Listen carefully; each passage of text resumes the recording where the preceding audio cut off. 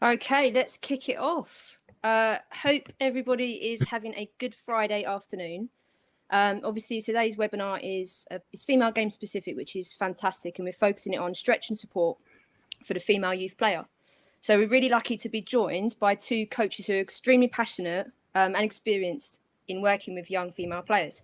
So before I sort of ramble on and start talking about who you are and what you do, it'd be really great just to hear from you guys yourselves. So Sarah, if you could tell us what you do at the FA. Yeah, sure. Thanks for having me. I'm the Senior Talent Technical Coach. I'm based in the southwest of England. My role and my team's role is to deliver a regional strategy to identify and nurture players who have potential to become future senior lionesses. So really excited to be part of today's webinar. Okay, and Dean, yourself?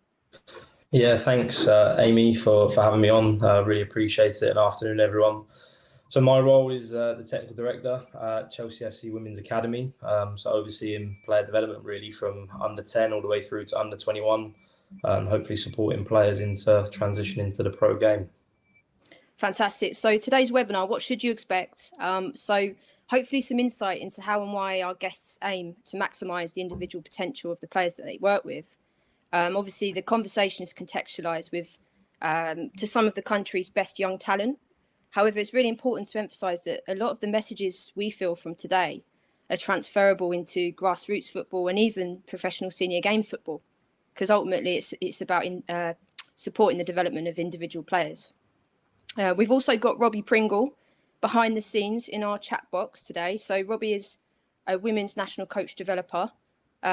And he will be working with you guys in the chat box, just sort of seeing if there's any questions that you've got, which we might want to pose to the guests as the webinar goes on. And my name is Amy. I'm women's national coach developer as well, but I operate in the south as opposed to Robbie, who operates in the north and the mid of the country. So moving on, we have a poll, which hopefully will be appearing on your screen, because we'd like to figure out like who you guys are, what part of the game you're currently coaching within. So if you could complete that as it drops onto your screen, please.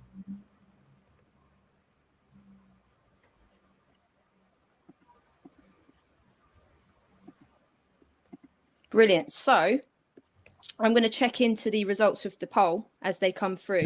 But in the meantime, we're going to kick it off with a little bit of WSL footage, right? Because we've had two game weeks so far, and we've just collected some cool footage, which we think would be a good introduction to the webinar.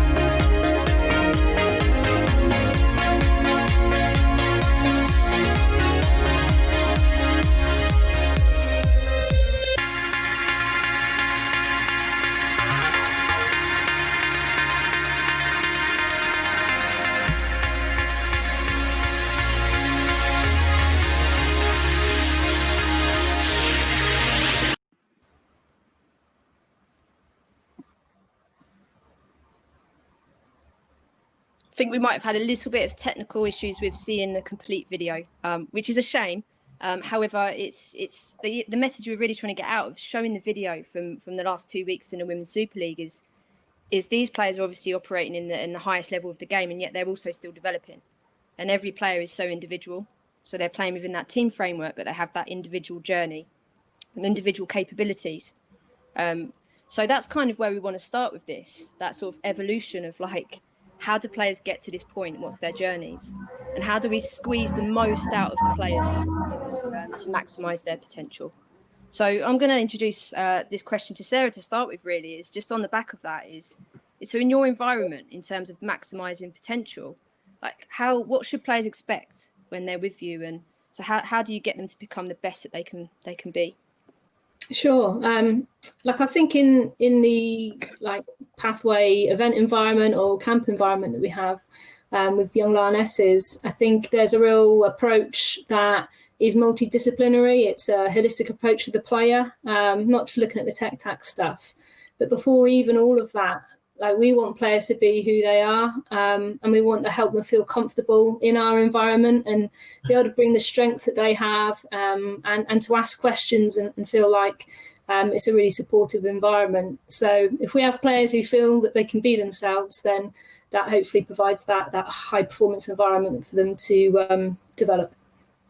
Fantastic. So, Dean, I'm going to slightly change the angle of the question there for you, because obviously we've experienced a bit of a very unusual season, end to the season last year. And how did you utilise the time that players weren't spending at the training ground in order to support their development? Yeah, really difficult. And obviously everyone's been going through the same situation we're still currently in for some people. And for us, it was just about supporting the individual where possible, whilst we know we want to try to bring them together socially on via Zoom platform or Teams or whatever it may be online. Created a program for them once we got to understand what it was that they wanted to focus on during that time. And then just checked and challenged, really. Just stayed in touch with them, made sure that they still felt part of the family, if you like, and just made sure that we were supporting them from afar as best as possible. And I think, listen, everyone's found it difficult in this time, but the reaction we had was really fantastic from the players, and they've since come back in a really good place. So we're really happy with what we were able to do. I think from both of you there, it's emphasising the role of the coach, like when you're with the players face to face, and what you can do to squeeze everything out of them, but then also like when they're not with you, and then how important that is to stay connected and to support their development, even though you're not face to face with the players. So we're looking at our poll here, and it looks like we have 42% of coaches from the grassroots game.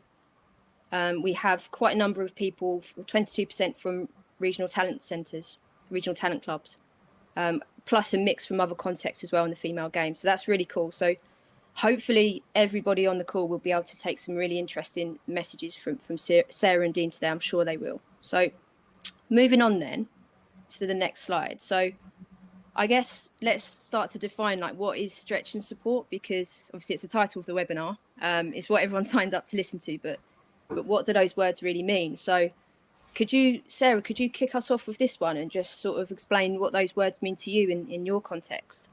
Sure. Like I think the biggest thing with this is it's just about having an appropriate challenge for the player. So whether they need stretching or whether they need, supporting, is the challenge that they've got appropriate, and is it going to allow them to maximise like their potential? So, whilst we've got a mix of people that have like kindly spent their time this afternoon logging on from the grassroots game, some from RTCs, some from ACCs, like I think that's the kind of question you need to ask. And I think probably maybe some of the common things that we see in the female game across, grassroots RTCs is like the difference between players, is so great, even like within one group. And I know we'll go on and talk about that a bit later.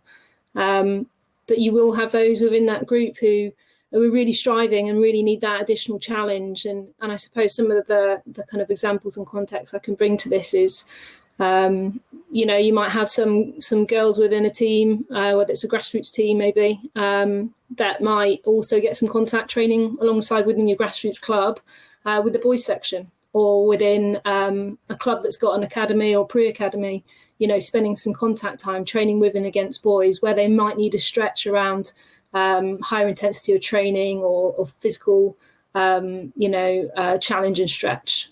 So I think, there's some examples like that, but even some really simple things that you can do around, whether it's your club environment, grassroots or RTC, inviting boys in, to train every now and again to your own training environment can like massively raise the intensity and and like some of the outcomes that you might get, like tech tax, psychosocial, like every corner, some of the outcomes you can get from that are great. So I think there's maybe some examples there where, like from RTCs, that's something that I hope they don't mind me mentioning it, but Man United RTC on a weekly basis for their 10s and 12s, they do that, and that's part of their stretch and support program for players.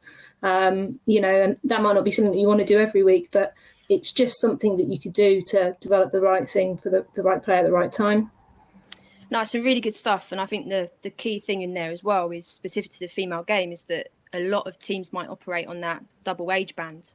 So like the difference between the player that's not so strong today versus the player that's really strong today could be actually quite big. So I guess that's where these stretch and support stuff is particularly important. So Dean, in terms of at Chelsea and where you coach and stuff, like, is it the same language? Is it the same approach you have towards stretch and support?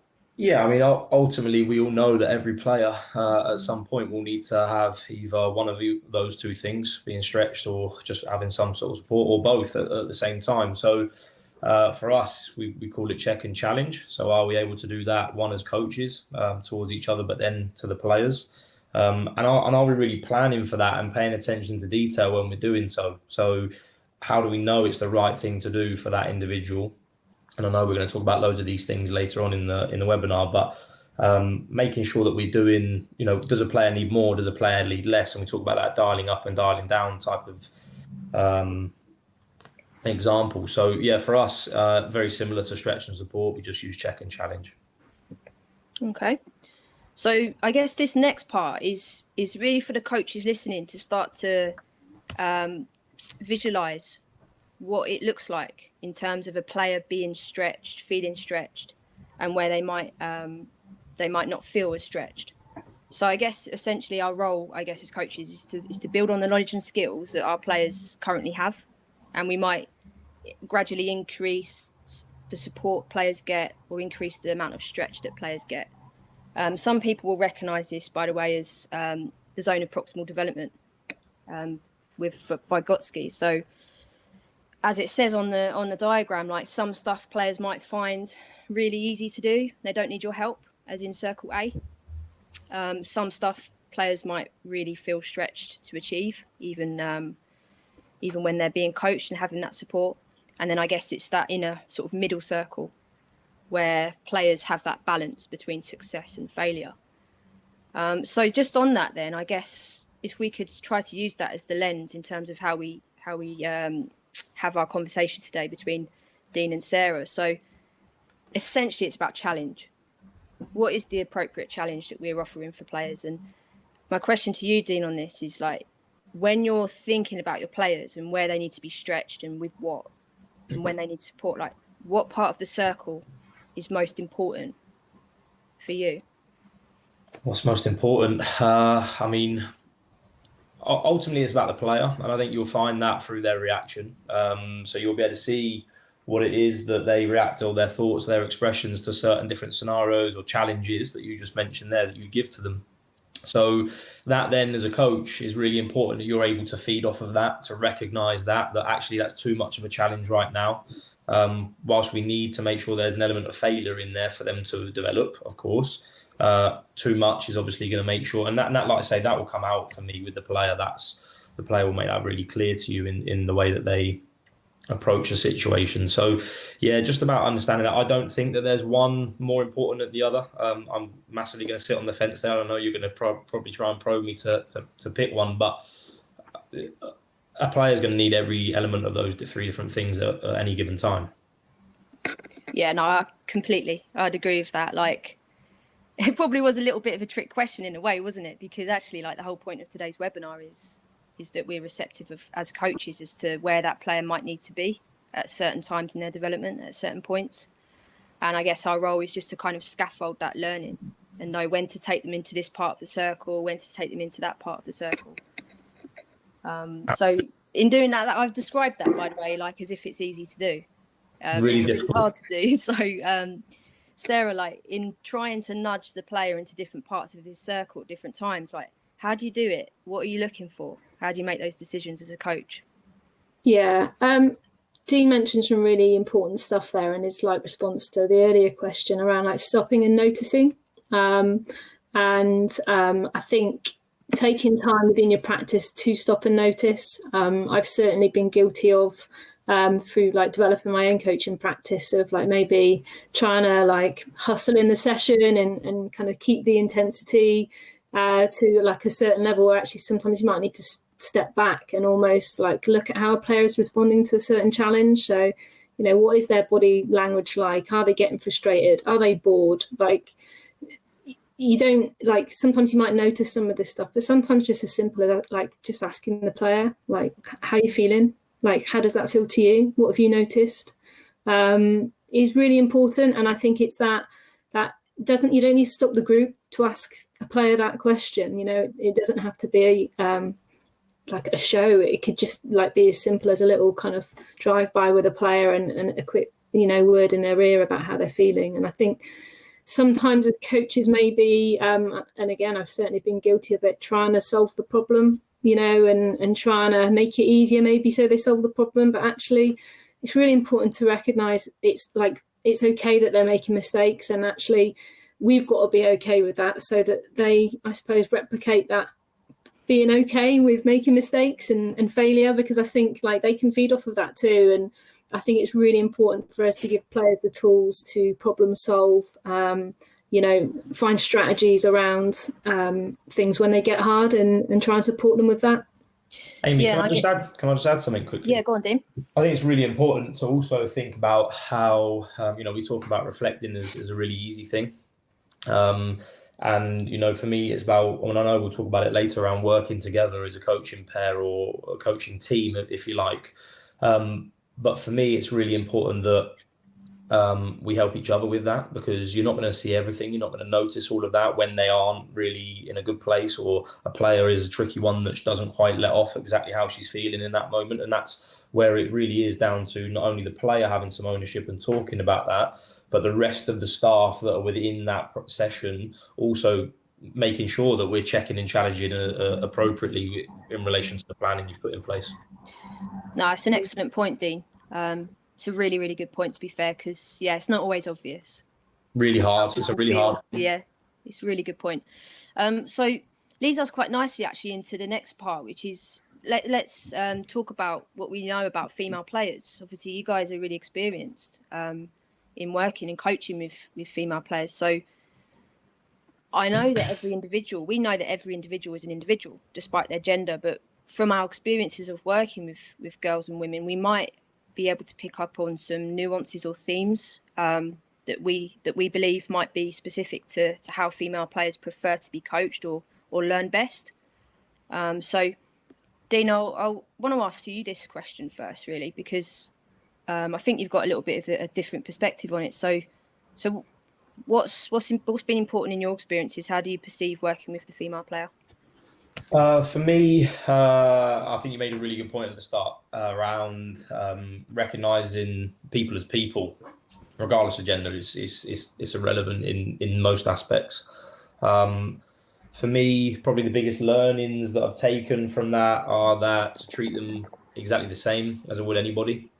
A lot of the things that, you know, I've heard back from certain people about treating people differently, it causes frustration to the players. Ultimately, these are high-performing athletes in our environment that want to develop as individuals and develop as football players and become pro football players, and therefore we should treat them that way. So an element of competition is always something that I've certainly learned over the years, that it needs to incorporate that ultimately, and making sure that you as a coach have clearly defined ideas around what it is you want to achieve, and then get some clarity around how that gets across to the player. The difference around the female player, I think, is a really difficult question, and one that I don't really know if there's a complete answer to, Amy. I know it's a really difficult one. Do you find that in working with female players who are aspirational, you know, they want to kick on, they want to be the best that they can be, are they more invested in their own development? Are they wanting, you know, to be to have more feedback, for example, or are they more critical on themselves, or, you know, the ones that have made it, yeah, I think so. Players that I've worked with in the past that have maybe signed a pro contract, yes, I think that's a big difference. But for me, that's not necessarily a difference between gender. It's more a difference in mindset. I wouldn't say, I wouldn't say otherwise. I think it's a really important point though. But certainly competitive, hardworking, critical thinker. That's a really good point. Okay. And I think with some of those players, Dean, sorry, Amy, like with some of those players, I think that kind of critical thinker, I think they might not have always known how to critically think in the right way as well. And some of that is the real skill of the coach and the people around them, around supporting them on how they kind of do that in the right way whilst being self-reflective.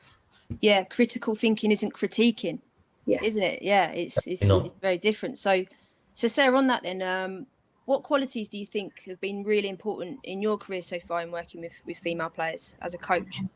Yeah, sure. Like I think feeling valued, like I think that's something really important, like for the players to feel. So that will come through like caring and letting them know that they matter as a player and a person. So I think if you were to like ask me one thing and what that would be, it'd be like making them feel valued. Yeah, love that. And also, like, I just want to pick up on the point you made there around like treating the player as a person, and actually, like, that's probably part of, like you say, part of feeling valued is that care, that genuine care that like the coach that I feel from the coach. Especially when we talk about stretching and supporting, Amy, it's really, really important, vital. It is, isn't it? Yeah, because I guess if that player doesn't feel that, then they might be thinking, why are you making me feel so like this is hard? You're challenging me, and they might not realise that it's with the best intention sometimes. Is that kind of where you're getting at there, Dean? Yeah, absolutely. I know, again, we'll probably touch upon it throughout, and you'll probably start thinking, it's the same answers. But the reality is the trust. In order to stretch support, we want them to, fully understand that we've treated them as an individual, as a person, someone who wants to develop in a high performance environment. They need to trust that. I think that's a key. Yeah, so like this is really like leading us into this concept of like the coach-player relationship. And for the people listening, we're talking about this stuff first because we agree that, as Dean's pointed out, we can't necessarily dive into, I'm going to stretch this player, I'm going to do this, going to do that, without an appreciation of the person and how that person feels, where they're coming from, and getting to know them. So just to sort of, I guess just from my own personal views, like some of the best relationships I've had as a coach, as a player, is where there's that mutual respect. And we talk about care, like genuinely feel like the coach cares for me and I care for the player if I'm the coach. And I'm just like, this is a question to the audience, and I don't have to answer it if you don't want to. It might be one to think about, but what would your players thank you for? So if you were to fast forward like 5 years from now or 10 years, like what would they be thanking you for? And I think that's just a really good way of like unpicking the relationship that you've got with the players that you work with. Amy, on that, we always say to the staff within our academy around, if you were to give, if a player was to say 3 words about you, what would they say? And, I think that tells you a lot as a coach, what you portray. Is it what you think it is? Yeah. And is it what you want it to be?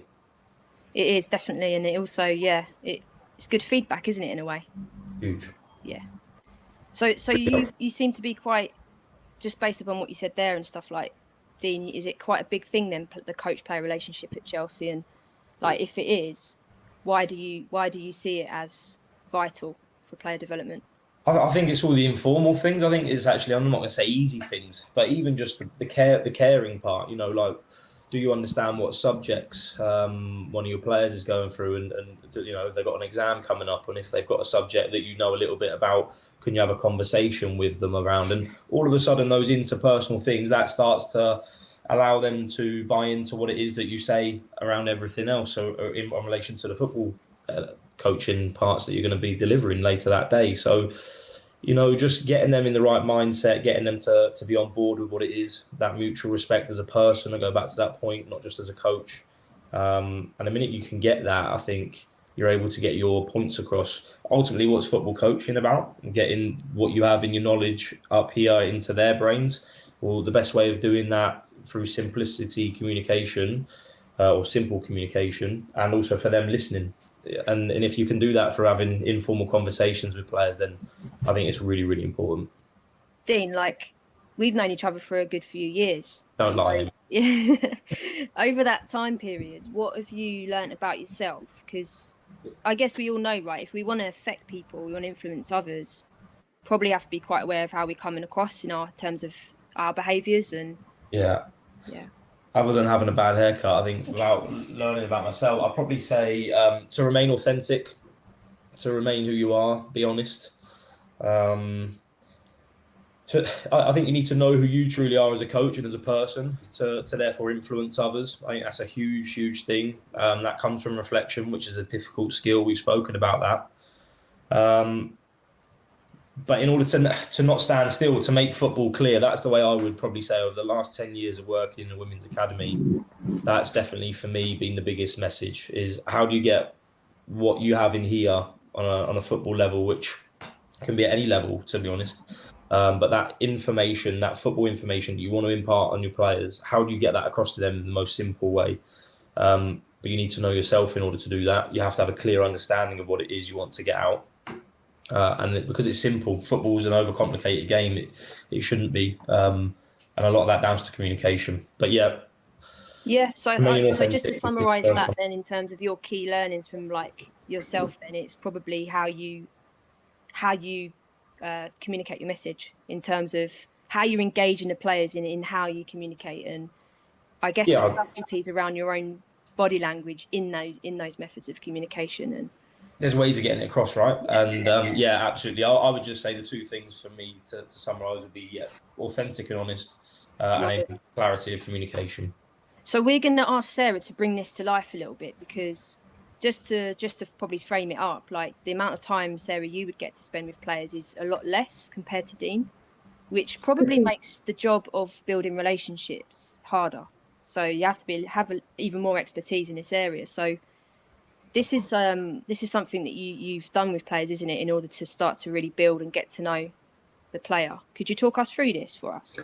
Yeah, sure. Like, I suppose in the context of my role, I'll probably meet with players on a one-to-one basis quite frequently, or in small groups. So I use this in my role. It's a really simple framework to identify like basically what a player has, but then ultimately what they need.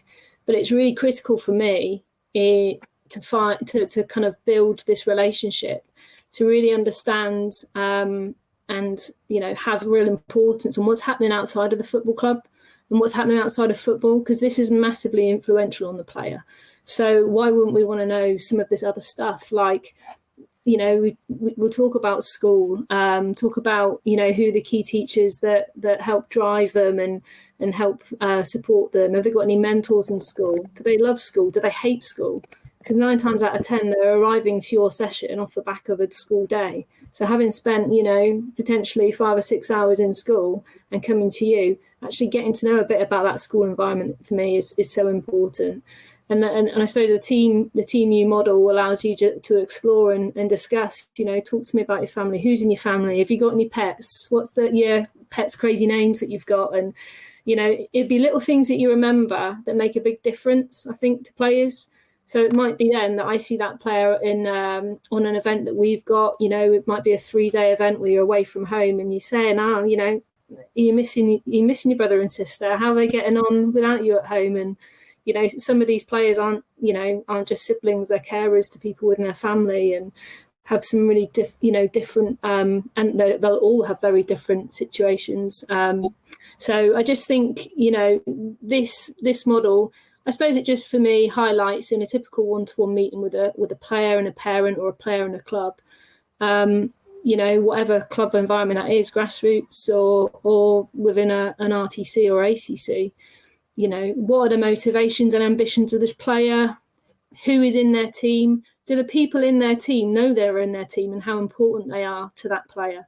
And actually, how can we start to get the player to share some of the things that they're working on, or feedback from camp, or some of the things that they could be supported with? How can we get the player to drive some of the conversations that are key to ultimately help them make progress? And I suppose then within my role, I can start to very quickly see where maybe some of the gaps are in their programme. So if they're at a grassroots club and they have got a really competitive competition programme, they've got a really competitive training programme, but maybe there's a gap in any sort of strength and conditioning or physical performance support, it might be that actually, like, realistically, if there isn't any sort of physical performance support available in the club, well, who can we bring in now from the Team U that might be able to like support and offer this? So actually, is there a gym at the school where they can offer this support? Or within your, your local area, is there a university or a college that might actually be able to offer this type of support to you that could link in with the club or link in a placement with your club? And, there's just so much that comes out of it. Some of the other stuff I think that I just really touch lightly on is the friends piece. And actually, there's a lot of players that I support that, talented players with great potential, maybe in some of our youth squads. They don't make time for the friends bit. They don't make time for themselves. And I think that is really important too, that it's just having a balance, isn't it? And recognising what the balance is in that person's team. It's a really good example. Like, I really like the way you've kind of zoomed out and like had a real look around what's all this stuff that's going on around the player. And even though you're talking about this from a perspective of national teams, there's also the flip of that of, if I'm a grassroots coach, where actually I don't get to see my players that much either. So it's also quite hard to build those relationships. Like, this strikes me as something that you could just like ask players to do in their own time. Like, send them the document, get them to fill it in. They can be as creative as they want in terms of how they populate.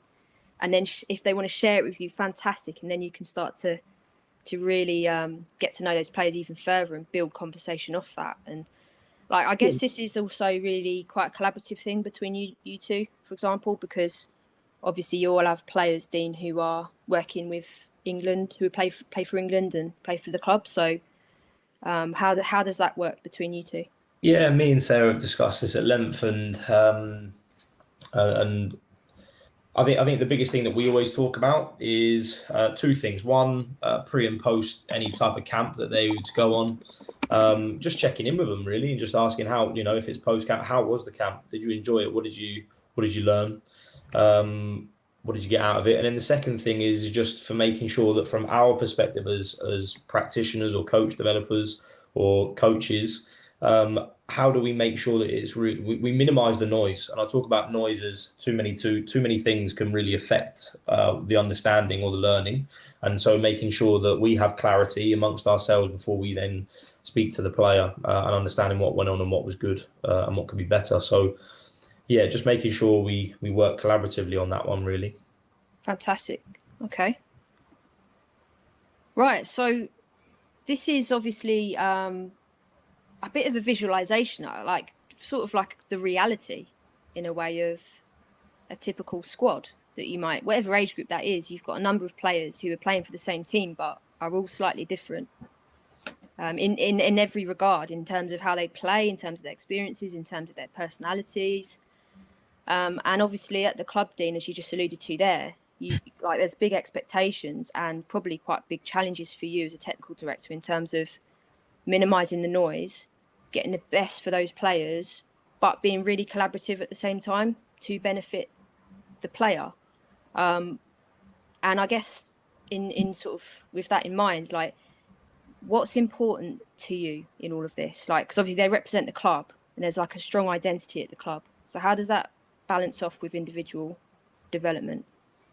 Yeah, firstly, that's not the formation we play, by the way. I was just trying to work that out then. No, I think the way I would talk about that is it's a difficult challenge. There's no doubt about it. You obviously have a huge array of different individuals within a team.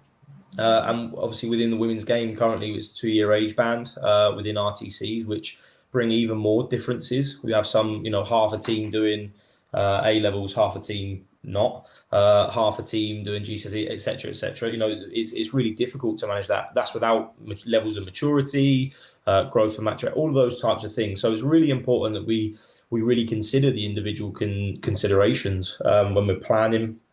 Planning's key. Planning is absolute key towards making sure you do have individual consideration within the team context. You'll always have a session objective. You'll always have a session focus, whatever it is in your individual clubs you want to talk about. But within that, it's really important that you do focus on 1 or 2, 3 maybe individuals. Can it work? Can it be supported by the practice that you're going to deliver, the session design, the coach behaviour you're going to try to portray, all of those different things. So did you want me to give some examples, Amy? Yeah, like bring it to life. Talk us about like the reality of like some of the differences you'd have in a group. Yeah, I was thinking technically when you were asking the question about an actual session where that's happened, and an example of 3 players within an individual, within a team practice that we had individual considerations for. So first player was having issues in terms of travel. It was nearly an hour and a half to get to training for that individual, getting out of the car, not in the right mindset. So we had to think of ways within our planning around, okay, how would we ask the relevant questions? Could we give the relevant type of prehab to make sure that they're fully prepared to go and perform at the level that is expected of them when they come into our environment? So that's player 1. So that was, again, that's something to consider. Player 2 was someone who's just come back from an ACL injury, and someone that we had to really think about within the practice design where they could be within the session, within the team, in order to improve physically and get up to the level. But the bigger thing for me in that one, certainly for someone coming back from an injury, is the mental and social element of things. So are they in and around the team? Doesn't have to be in isolation. Are they injured? We keep them away from the team, or we push them straight into the team. It's about having that balance, but making sure that they still feel part of that. And we had to consider that when we were planning these types of sessions. And then the last one was someone who was pushing towards first team opportunities. And whilst they were initially starting to go into practice with the first team, it was really important that we started to stretch and support the individual in order to prepare them. So from a tech-tap perspective within the session, we overloaded them in midfield. We made sure that it was really, really difficult. They're a central midfielder, so I should have given that context. So we made sure they were outnumbered, really struggling at times to deal with that, but it was the right thing to do for that individual in order to really stretch her, to recognise and prepare her fully for what she was about to go and do with senior pros at our football club. So there was an example of 3 different individual considerations, completely different, but we still had this objective and team objective in that one session. So hopefully that kind of brings that to life. Yeah, I think, and that's just 3 players, but you probably had like 16, so we haven't even mentioned the others. No, and I think just to clarify within that as well is the identity of the club is clear. You know, as coaches, the Chelsea coaches that work within that club, you know, it's clear around how you want to play the game, the behaviours that you expect players to have as well. So all of that individual stuff that's happening to cater for those needs, like that sits probably under an umbrella of like your identity. This is what we do here. This is how we try and play the game. And I guess those 2 things combined make the development of the player, maybe like really helps to accelerate the development of the player. Absolutely vital. Yeah, there's that clarity, isn't there, I guess, around it. Yeah, marrying those 2 things up effectively, making sure they link and that there's a connection between the 2. Absolutely. Okay, brilliant. So Sarah and Dean have already kind of alluded to this throughout, so I'm taking that as this is a massive key ingredient to sort of maximising the potential for individuals. So in terms of like whether you coach alone, and that's probably really tricky, but there's probably some ways around it, or versus whether you have like a massive team of staff that you coach with, an MDT, you might call it. It's probably important that we use each other's expertise, right, as coaches. And we actually tap into one another in order to help the player.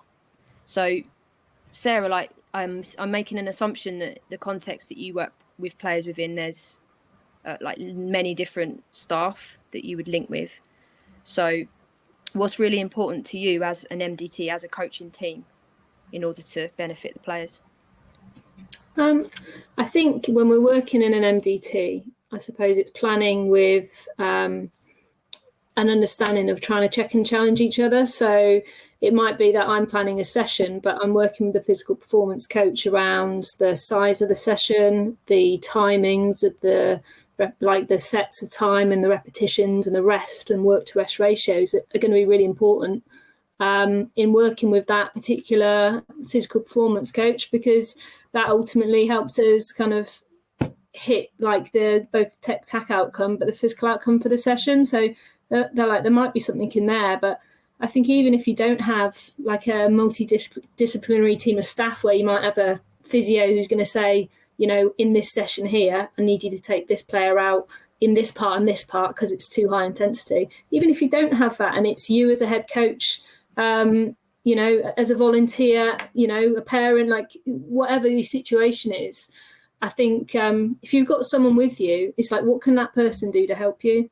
Dean, like before this call here, I don't mean to steal your line, but if you've got someone who's on the pitch and on the grass with you, what can you do to help the players? And I thought that was such an important line. And I know we're going to go and talk on to some of those stuff, some of those things and examples in a minute. But like that could just be as much as making sure there are multiple balls around the outside of the session. So as soon as the ball goes out, it's a duel for the first person to get on the ball, to get the ball back in the session. So you're hitting some like physical, like high intensity competitive outcomes for the players because there are multiple balls around the pitch because someone's helping you do that. And as a coach, you're not like just trying to like run off for like 30 seconds, collect the ball from the other side of Astro, get it back and then get the intensity back up. It can be really simple things. I think you're absolutely spot on. I think that's a really good point. So Dean, because this kind of links, doesn't it? So as a technical director where you're supporting the staff, so the idea Sarah gave there, like what's the type of message you're giving to your staff around working together to benefit that individual player? Yeah, I think I'd be interested to know what the staff say about that. No, I would probably say everything really, even down to and these are the things that for me don't take loads of resources. They're actual easy wins or easy ways of thinking around the individual qualities of your players and how you can get the best out of them. So whether that's planning, right, I'm going to be the lead coach within that training session and you're going to work with X, Y, and Z and that supports their IDP or IAP.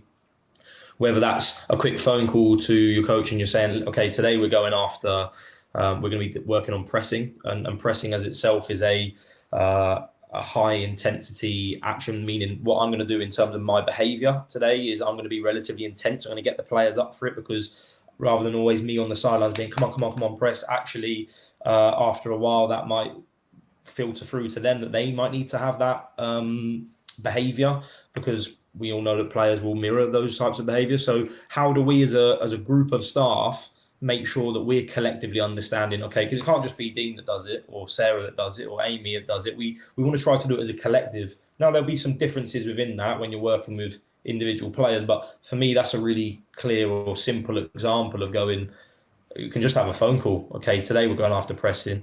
Behaviour-wise, I'm going to portray quite an intense behaviour, an exciting, a fun one, but an intense version of that. I'm going to be all excited about it. Sarah, can you do the same thing? I'm surely I probably would be excited about it if I was pressing anyway.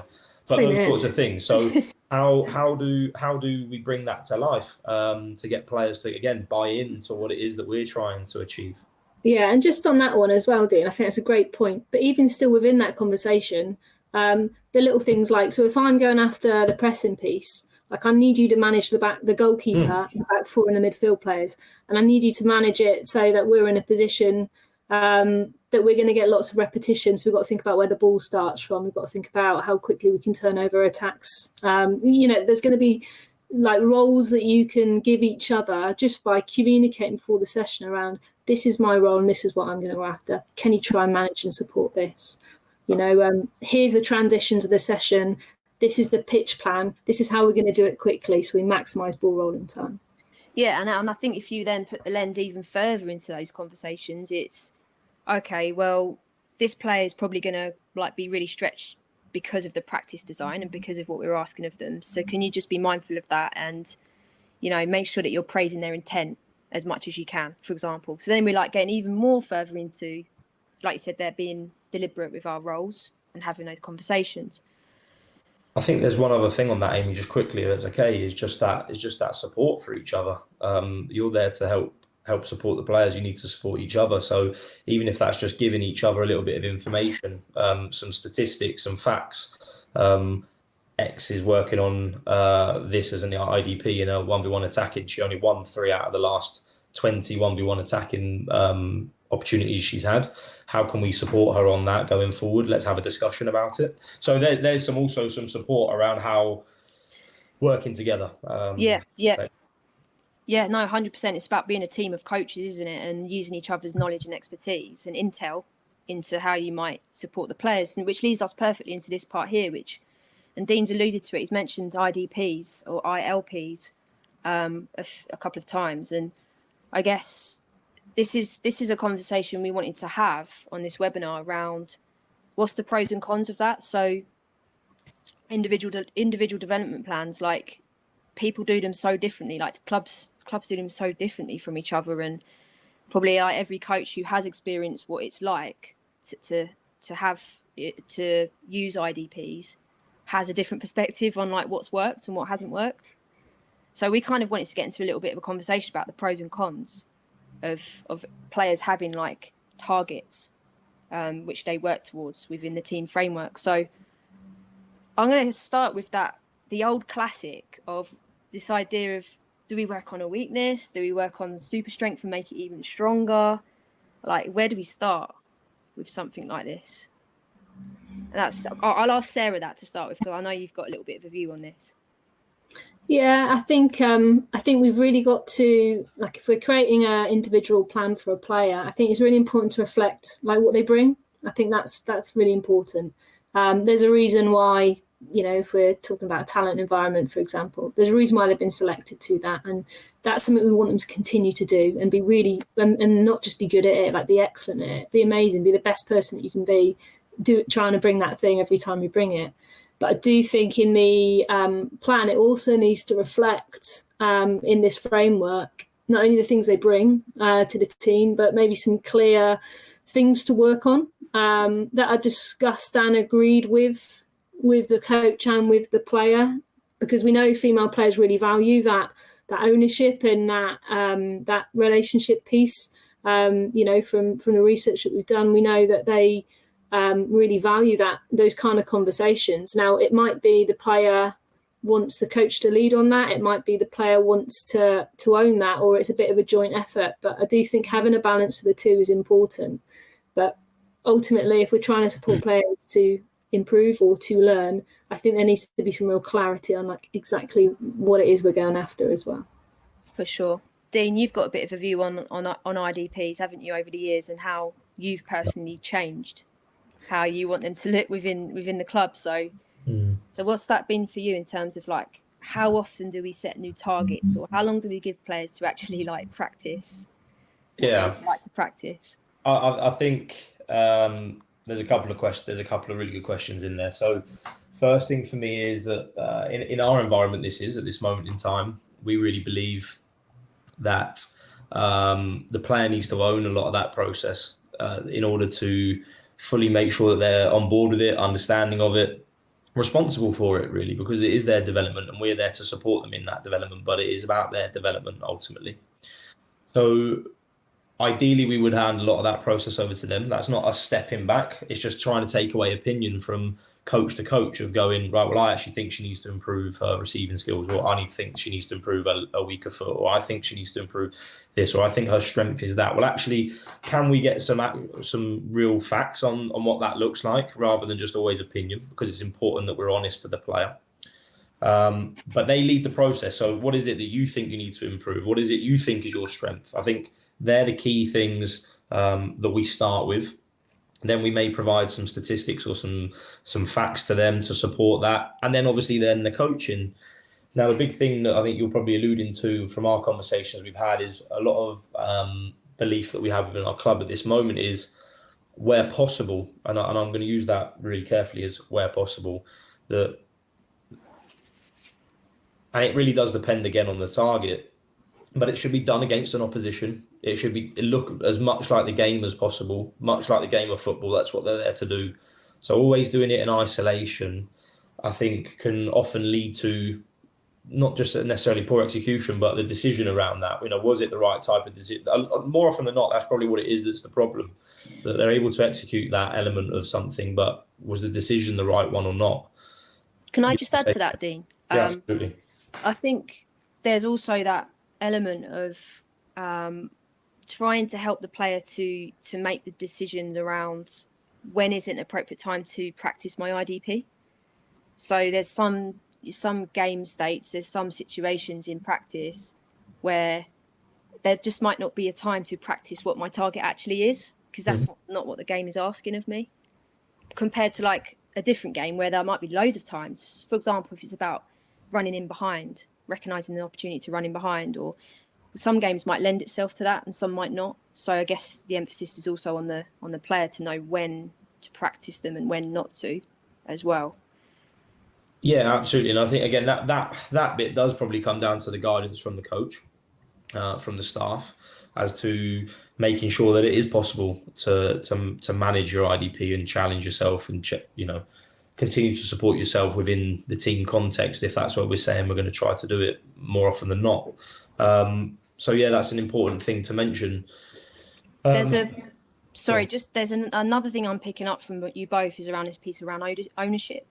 And really the end goal is that we want players to be in control and being responsible for their own learning. And when that happens, at the point to which a player goes, yes, I'm now heading this up, it's obviously going to be different for every individual. I was talking to a good friend this week who coaches, and he was talking about, it might just be a spark that you light in a player, just through a conversation around strengths or a conversation around areas that you'd like to improve. And you might not see it on the pitch. You might not see the progress straight away. It could just be a spark that you've lit in a player that, and in time they might actually be able to apply and demonstrate the target that you've both been speaking about. And I just want to get your thoughts, both of you, on this idea of reflection, because I guess if players are really pushing to be in control and responsible for their own learning, how do we help them to be better at reflecting and looking back on what they've done and knowing what to do next? Sarah, do you have any thoughts on that? Yeah, reflection is really important. It's a skill. It's not something that comes naturally to everyone, and I think it's like building confidence in using that skill in a positive way around your performance, and in a way to be able to start to go, you know what, I might write down 3 things I thought I did really well, but one thing I want to work harder on within the game. So it could be like a reflection post game. It could be a short piece of footage of training or a short piece of footage of the game. It doesn't always have to be all of it, or some clips that kind of paint some pictures where there's maybe a framework for that player to reflect. If we said we were going to go after this in possession and that out of possession in this game, watch back the footage. How did we get on with that? What did we do well and what could we get better at? And the more players can start to practice reflecting in the right way, that will kind of help them to start to recognise pictures, problem solve in the game without the coach kind of, feeding the answers. That's really where they can start to drive and lead that. So yeah, I totally agree. Reflection is really important to kind of bring into players. So bouncing off that then, and this is directed at Dean, and Lucy's asked this question, is if it is about ownership and reflection and stuff, what age are we asking players to be owning their IDP from? It's a really good question, and something that we've thought long and hard about, to be honest. But whilst I'm going to say, this could be an 8-year-old that we talk about allowing ownership, but that ownership will look very, very different to what it would be if it was an 18-year-old trying to become a pro football player. So it's just about, again, we talk about this dialing up and dialing down. So when we mention player ownership, let's say for a 9-year-old, well, are they able to watch? And we're really fortunate, we have the resources of video footage. Are they able to recognise where they were really, really good, what they did really, really well, that actually the IDP they've picked as their super strength maybe needs a little bit of work? And how do we get them? And we just probe questions with regards to that. So that's them owning their development in order from the start point. we will then check and challenge and hopefully get them to realise that through questions, through coaching, through statistics. So it's really important that we dial up and dial down on that ownership piece. I hope that answers the question. Yeah, like I guess in summary, it's as young as you can, but then scaffolding the support that you give the player in that process. The younger I am, the less experienced I am, the more support, the more guidance I might need from the coach. And sometimes it's okay for the coach to say the answers if there are any, or like actually give some information, versus sometimes you might not be required to do that. So link it back, Amy, to the ABC piece that you spoke about. Yeah, exactly. It's exactly that. It's exactly that. But when you get to an 18-year-old, their ownership might look very different around menstrual cycle, nutrition, sleep. We have to start supporting them then, because they haven't had it from such a young age. So we then have to think about giving them ownership of those pieces, and the football pieces become natural to them because they've done it from such a young age. So we try where possible to scaffold that. Exactly. Yeah, it's a great shout, and it's good shout to link it back to that previous slide with the 3 circle. I'm going to call that now the circle of challenge. That is what that is going to be called, rather than just keep saying the circle thing. Amy Price 2021 even. Circle of challenge, absolutely stolen from Vygotsky. So moving on to this one. So now what we've spoken about is like, yes, we realise all of these players have these individual needs. We've got to consider that every individual differently, different stretch, different support. But then the fact is we're still in a team sport. So we're still actually looking to perform as a team, probably within a playing style or framework of how we'd like to play the game. And depending on where you coach and the age group of the players might depend on how important it is to perform well as a team or to win games. So like, how does all this individual stuff actually land within the whole team stuff? And yeah, I guess I'm going to initially direct this question at Dean before I come on to Sarah with something a little bit different to that. Yeah, I think the first bit that you mentioned there is key, around having a really clearly defined set of desired behaviours, playing style, KPIs, if you like, for individual positions. But it's really important that you can then link those things back, because effectively that is the connection piece. That's what complements that, because all of a sudden those individual targets are related to the team pieces.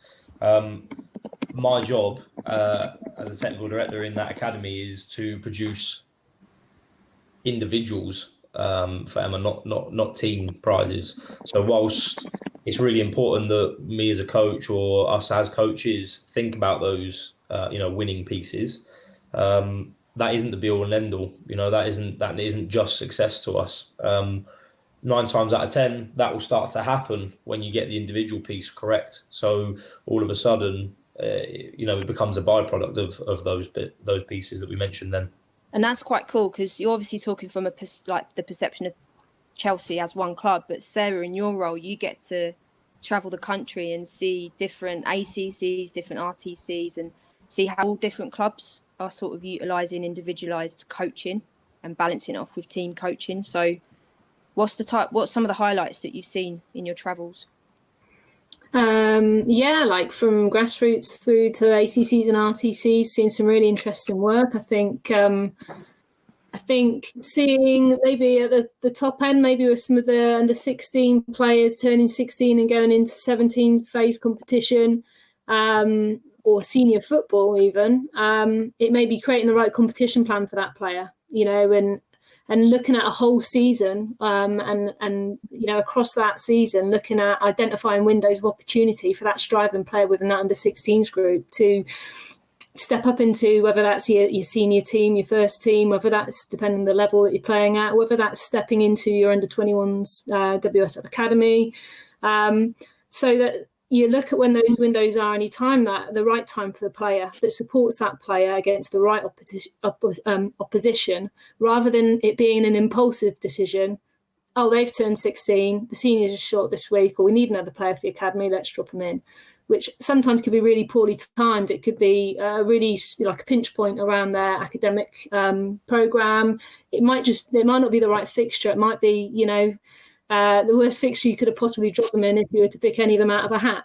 So I think it's really having confidence in like maybe identifying some of who these players might be and looking at what kind of competition program can we put on for them this year. It might not have to look like everybody else is in that age group, to give them the right opportunities at the right time in order to help them strive into whether their ambitions is to be a first team, senior pro in the WSL, or playing in the championship, or playing for England. I think managing those transitions and those key times as well would be really key. So that's like one from a 16s point of view. And the other one I'll throw in there really quickly is starting to see opposition managers talk to one another. I've got this right back. I see you've got, a right forward that's really, really talented. Is there any chance that we could swap over and get them matched up against each other? So they're not playing opposite ends of the pitch, but actually would be the perfect challenge for one another. So starting to do that collaborative coaching piece where they might be able to stretch individuals within the opposition that they play, whether that's in friendlies, whether that's with girls against boys, whatever the environment. Such a great point, Sarah, around coaches from different teams talking to each other about the players and how to benefit the players in line with what they're practicing and their targets in competition.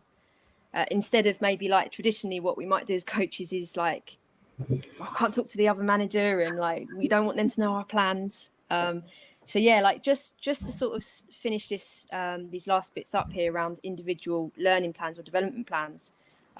We just want to set a poll for the coaches listening, just to get you guys to reflect on how you currently use IDPs or ILPs.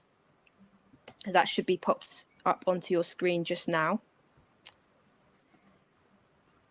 Okay, so I guess now we're going to move on to some of the more on the pitch sort of application of what this could look like. And Sarah, you're going to talk us through how you've utilised some individualised coaching before, but balanced off obviously within the team setting. Mm-hmm. And I think this is just a really good point as well to highlight the idea of the circle of challenge, in terms of, so when Sarah's talking, let's think about that circle of challenge. Where is she nudging players into? What part of that circle? And then also link back to what Dean has referred to as the scaffolding of how we might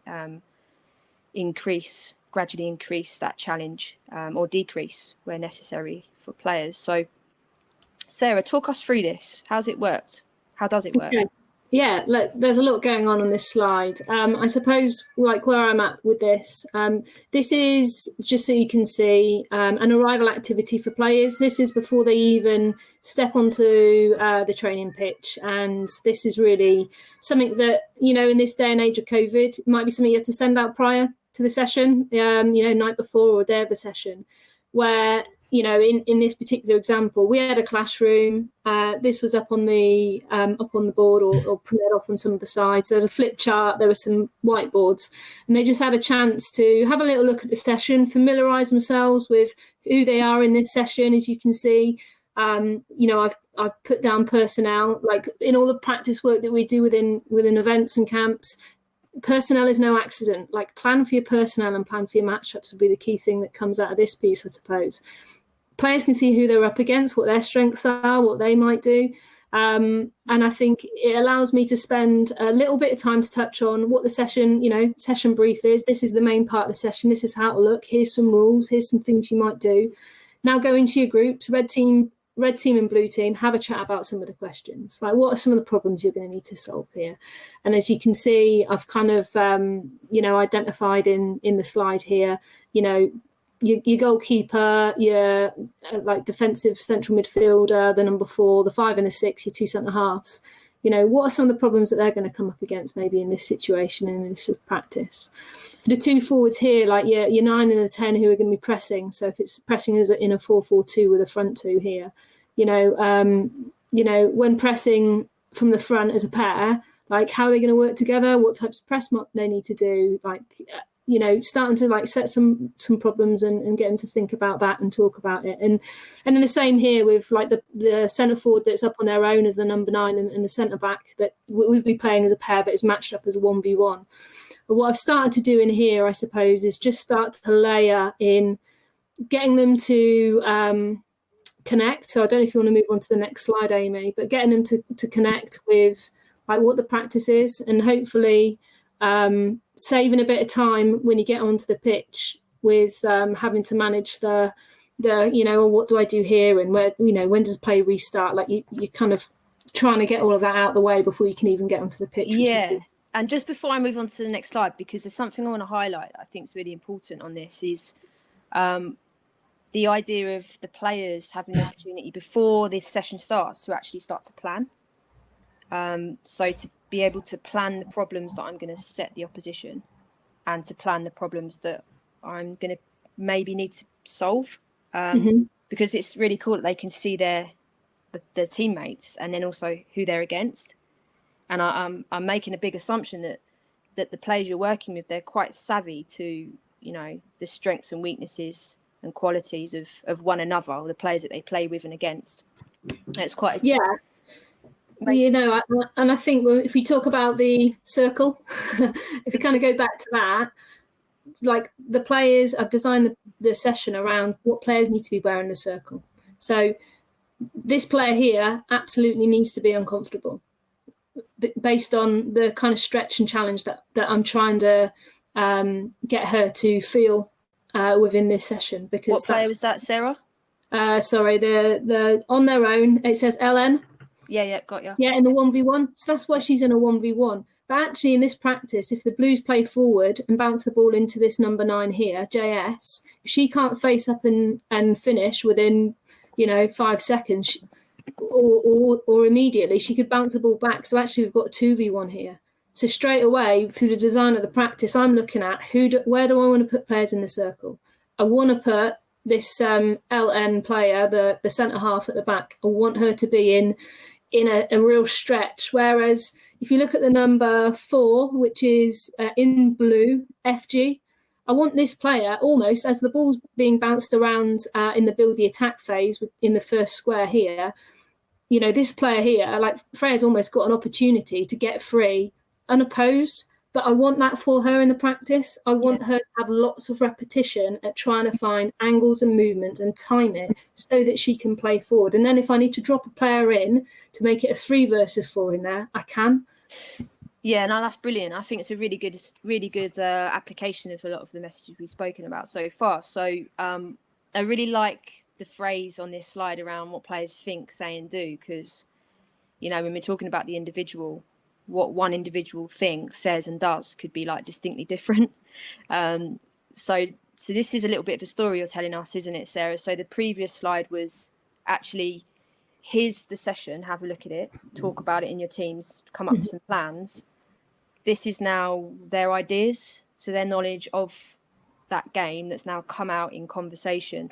So if you want to briefly speak us through this and its relevance to the stretch and support. Yeah, and I think, I suppose its relevance is it's a good opportunity to see what the players know or think they know within their discussions here, and to value what they're bringing, like the ideas they're bringing, whether they're right or they're wrong, the fact that they're willing to talk about it and start to maybe explore it. And with the situation we had a whiteboard so they could move stuff around. But actually what began to happen with that is other players would check and challenge them on that. Oh, I'm not sure she'd do that. I think she might do this. So then we start to get to talk about some of the what ifs.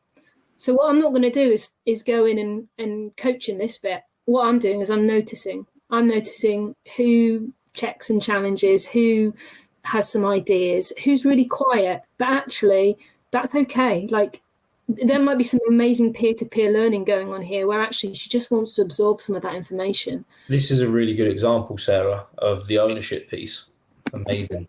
Because, even from a young age, one of the questions we had, what age were we, why wouldn't we be able to do this with an 8, 9-year-old? And although it links necessarily straight to their IDP, it links to the game, and it might have some connection that the coach can make a difference to in relation to their IDP.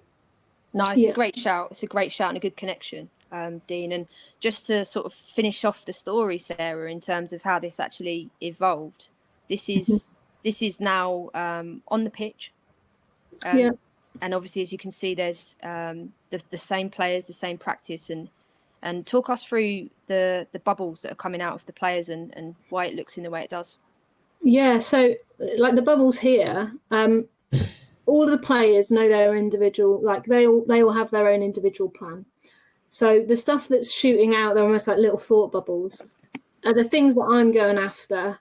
If I'm going to talk to the player about anything in this session in relation to my session design, who I've matched them up against, and some of the problems that need to be solved, here's what I'm going after, really. So if you look at the blue number 5, Katie, it's around like, I'm trying to focus tonight's session around her own possession work.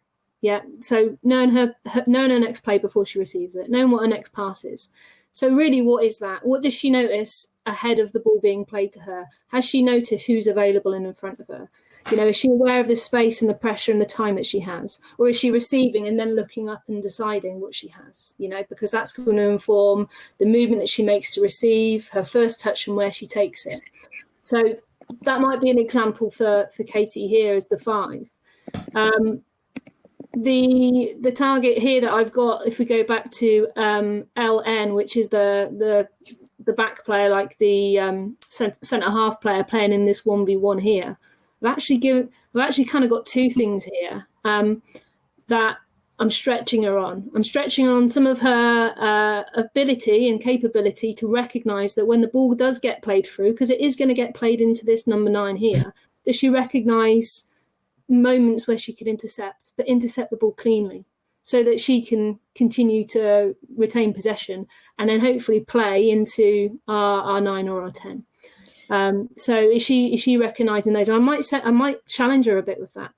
She might, as the ball comes in, intercept it, but it goes out of play. Now, come on, what would make that even better now? And try and get her to really focus on the craft of her work. And then same with out of possession for her is trying to recognise when to press and when to drop and when to hold, because there'll be moments in this game, because I'm really trying to stretch her in this session, where she'll be 2v1. So she won't be able to go flying out. And actually, she might have to recognise when that 2v1 situation's happening, how can I protect the goal?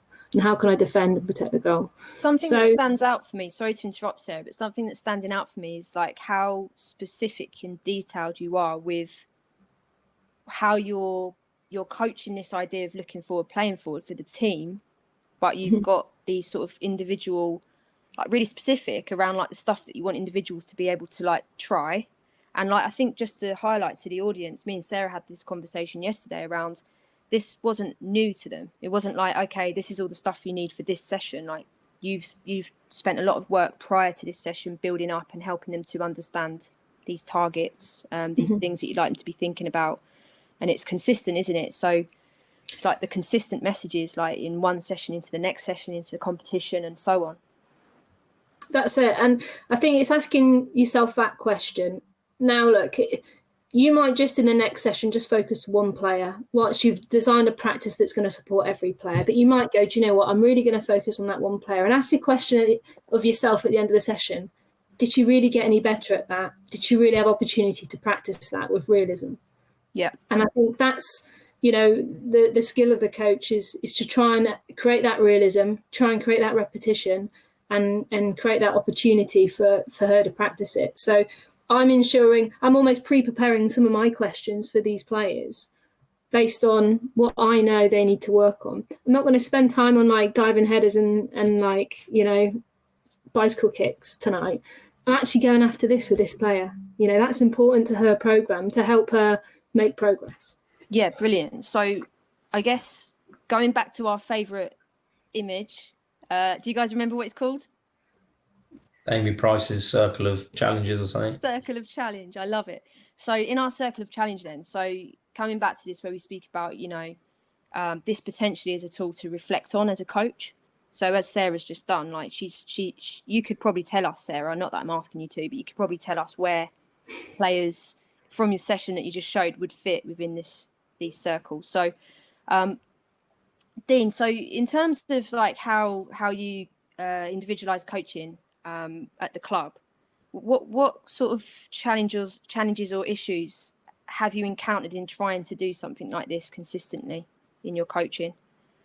I think ultimately you're going to get it right and you're going to get it wrong, and you have to realise that, and you have to, again, it goes back to knowing who you are, and you have to be prepared for those things, because you will at times push a player or keep them in their comfort zone, for example, for too long, or you push them into a really uncomfortable situation, which is fine, but it doesn't feel like a safe space, or you put them in there for too long. And so, yeah, I think for me, it's about reflecting as an individual, as a coach, and goes back to the point that we made probably about it earlier, around getting the feedback from the player. How did you feel within that? Were you stressed out?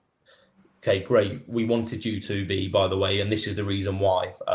Or, okay, how did you feel though about that? Was it too much stress for you, or was it about the right level? I know you don't like always being uncomfortable, but talk to me. And it's about having those conversations, and ultimately you as a coaching team, an interdisciplinary team, discussing that afterwards and talking about what was good, why was she in that for so long? Did we mean that? First of all, all those types of things. So.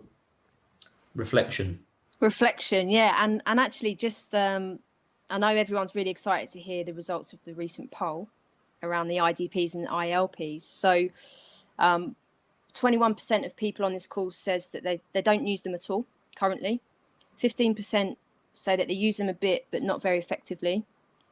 28% say sometimes we use them effectively. 34% say consistently use them very effectively. And 2% of people say they overly use them and may be quite rigid in how they use them. So that's just quite an interesting overview, I guess. And maybe some of the stuff from today's conversation could get you thinking differently about the ways in which you stretch and challenge and individualize coaching. So as we move on now, sort of coming to the end of the webinar, this part here. So if you've got access to another device, maybe you're watching the webinar on a laptop and then you have access to a phone, for example. If you could just log on to that website and type in that code, what we'd like you to do is input 3 words or 3 short phrases, not long sentences, about some of the big messages that you've taken from today, as a way of just kind of like summarizing and reflecting on or reviewing what messages have come across from today's webinar. Robbie's actually going to post this into the chat box as well, in case we move off this slide and you don't get to actually remember what the code is. So check the chat box if you need that information. While those results are coming in, we would just like to, I guess, from my perspective, is using the expertise again of Sarah and Dean, and I just would like you to talk about your key learnings. So in terms of individualizing practice, stretching, supporting, and getting the most out of the players we work with, what's been your key learnings?